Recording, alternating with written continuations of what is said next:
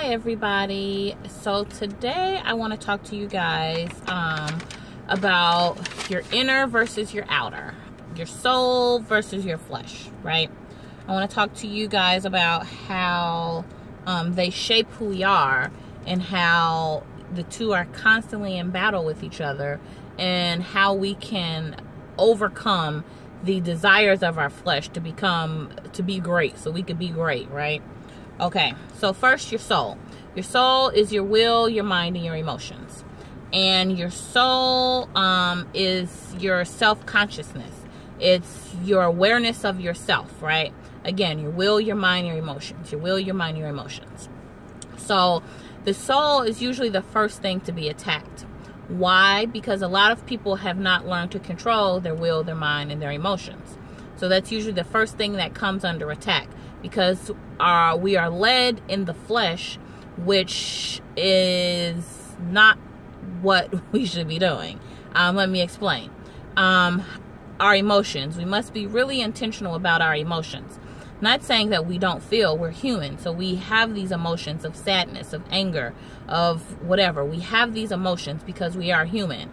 But when you operate in your soul, they should be contained, saying, okay, my feelings are hurt, I'm mad, whatever, let me just take a minute and woosah.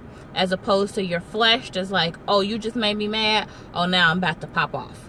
That's the difference between the two. You have to be intentional about your emotions and not react in the flesh because you feel some sort of way. Next, we must learn to control our thoughts. And that's a big one, because a lot of people I don't know if they realize or understand that you can control the thoughts that you have. Any negative thoughts, any fearful thoughts, any stressful thoughts were not given to you. God gave us the power of love, peace, and a sound mind. A sound mind is not filled with negative thoughts. It's not filled with anxiety. It's not filled with what ifs. It's sound. So anytime you have these negative thoughts, you must tell it. You have the authority to tell these thoughts to go away, right? So that's your mind. Next is your willpower, and we must learn to exercise this appropriately. Willpower is control exerted to do something or restrain impulses. And this is how we fight against our flesh, our willpower to do good versus evil. We all know what's right and what's wrong. And even if you have a question, once you do wrong, you feel convicted once you do it. So that's your willpower to consciously make these decisions to do right on a daily and consistent basis, versus our flesh. So let's talk about our flesh. Our flesh, unfortunately, is sinful in nature. I don't know why, but it is. It's the opposite of your soul. Your flesh desires to do things that are not in alignment with God, right? Your flesh and your soul, like I said, are always in a constant battle because they're on complete opposite ends of the spectrum. Galatians 5:19-21 talks about some of the desires of the flesh. Sexual immorality, impurity, lustful pleasures, adultery, sorcery, hostility, jealousy, outbursts of anger, selfishness, division, envy, drunkenness. It even says wild parties in the Bible. So we have to learn that it's important that we don't let our lives be led by our flesh, but more than our mind, because like I said, our flesh is out of control. It does what it wants to do.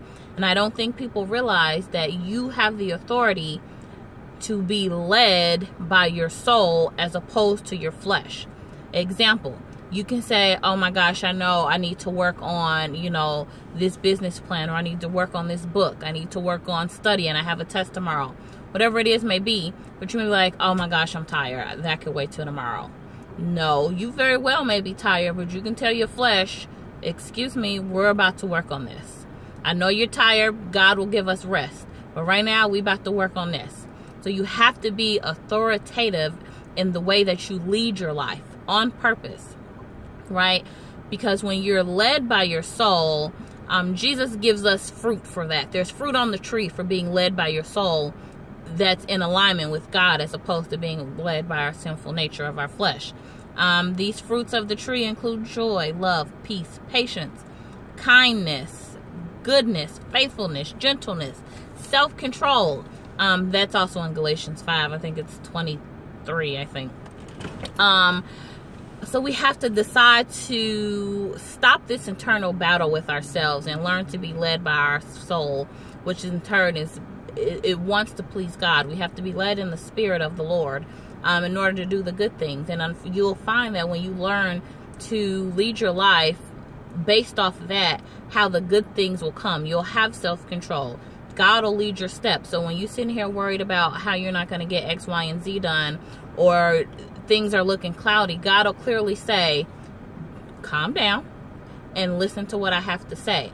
But if you're so busy being led in the flesh and you're emotional and you're just like a ball of emotions, you don't know left from right, you can't even think straight because there's so much stuff going on, that's you being led in your flesh. And you may want to consider sitting before the Lord and asking him, hey, I need you to teach me how to control my soul. Teach me how to get my mind, my will, and my emotions in alignment with you so that I'm able to do the things that it is that you would have me to do. So I thank you guys for listening. Please check out my YouTube video. If you like this video, if it helped you in any way, please like it, please share it. And I will talk to you guys later. Bye.